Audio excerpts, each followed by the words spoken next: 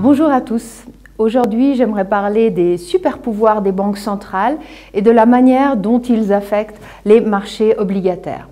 Donc commençons avec un flashback de 9 ans, lorsque le Portugal était sur le point de faire défaut et que le rendement du 10 ans gouvernement portugais était proche des 17,5%.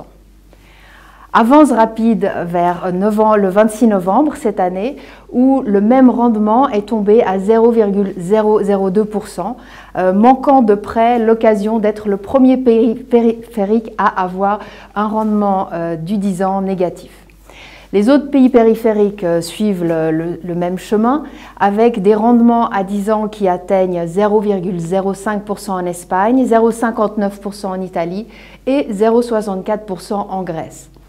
Et lorsque l'on se souvient qu'en 2012, le rendement du 10 ans grec avait atteint 37%, on peut qualifier cette performance de spectaculaire. Donc les rendements baissent, mais les primes de risque baissent également.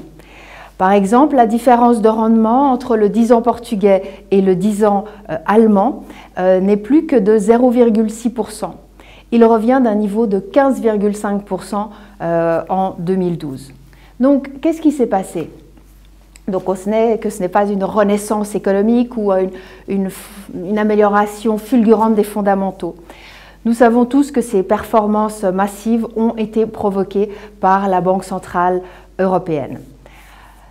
Cette année uniquement, entre mars et novembre, le bilan de la Banque centrale européenne est passé globalement de 4 500 milliards d'euros à 7 000 milliards d'euros.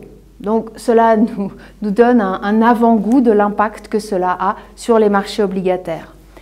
Selon Bloomberg, le stock de dette négative dans le monde est aux environs aujourd'hui de 16 500 milliards de dollars, donc au 1er décembre. Donc évidemment, ce n'est pas uniquement de la dette en euros, mais la part de l'euro est relativement importante.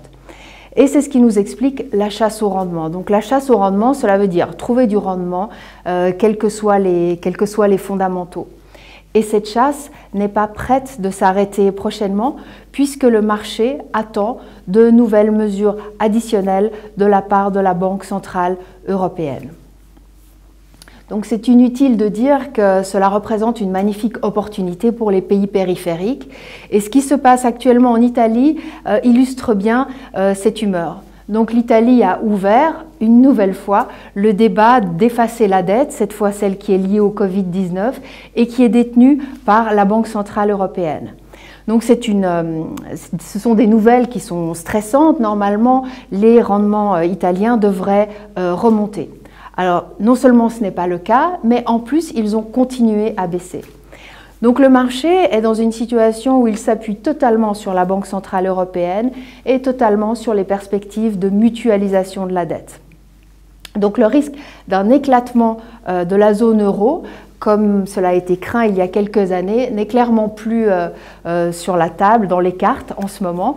Nous sommes revenus à un état d'esprit pré-2012, lorsque la dette européenne était vue comme une seule. Dans ce contexte, pourquoi se soucier de l'endettement ? Au Portugal, le ratio de dette contre GDP devrait atteindre 135%. Il était à 129% en 2012. Et dans le même temps, le 10 ans est passé de 17,5% à 0%, ce qui n'est pas très intuitif. Mais c'est la manière dont la magie opère, dont les risques spécifiques sont ignorés, et c'est la manière aussi qui amène à une disparition des rendements. Merci.